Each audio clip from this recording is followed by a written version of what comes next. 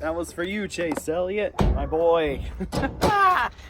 You're building up your career. More wins is good enough for me. At Watkins Glen, no less. 2 wins at Watkins Glen.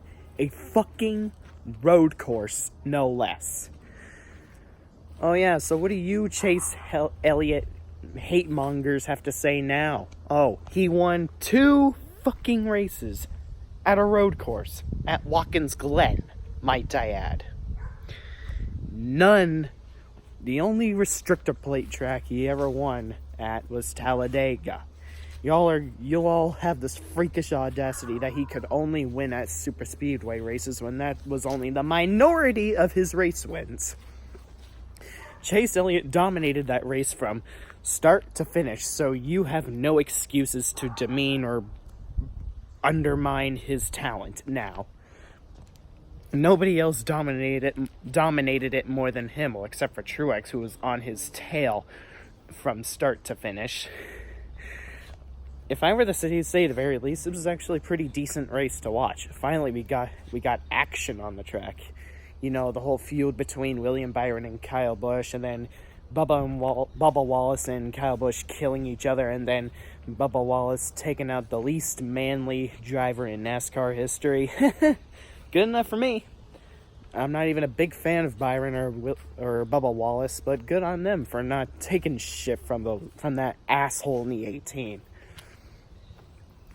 Bubba Wallace took out the least manly driver in NASCAR history. So yeah, that was a victory for me. Kyle Busch wrecking and Chase winning. Perfection. Jimmy Johnson had a top 5 car going, but of course, as the said action on the track radiated upon Ryan Blaney, one of my guys, and Jimmy Johnson. Of course, it had to be one of my favorite guys tangling with my main man. Of course. It came to a point where I'm just not surprised that shit like that would happen anymore. It's kind of one of those exasperations where I like, yeah, this shit has happened ever so often, more than necessary. It's not even a shocker anymore. So, yeah, I mean, you could say it was the Truex and Chase show the entire race, thus making it look tedious, but if you were to look at it in an objective standpoint, the battle actually lasted from start to finish. You at least felt tension for Chase Elliott if you were to put yourself in the shoes and lens of a Chase Elliott fan, and you at least felt optimism that Martin Truex Jr. would try to make a move on Chase Elliott, which he has tried several times, even last year as well, even when he ran out of gas. So yeah, there was a lot of rivalries during this race, and a lot of tension during this race too.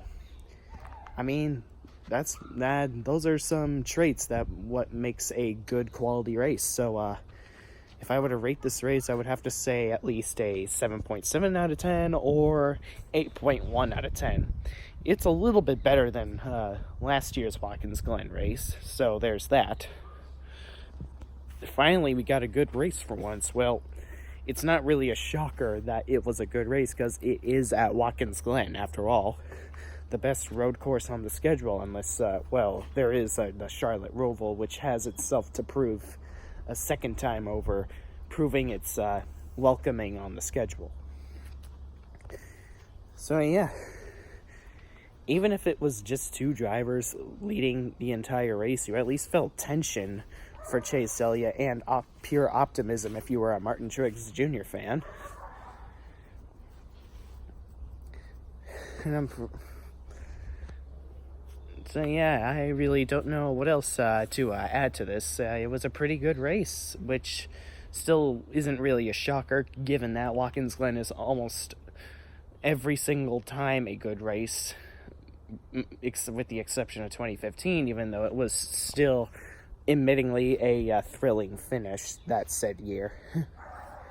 So yeah, hope you guys enjoyed this video of mine. Go Chase Elliott. Keep making your dad, Bill Elliott, proud. and keep making those Chase Elliott mongers smash their televisions and slitting their wrists with the shards. Because they are the biggest crybabies the NASCAR community ever has to offer. Kyle Busch sexuals are throwing the biggest tantrums of their life because their pessimistic expectations of Chase Elliott supposedly becoming a flop or a bust in this sport are a bust in and of itself. So, eat on this, you Kyle Busch sexuals. You lost, and we won. Bah.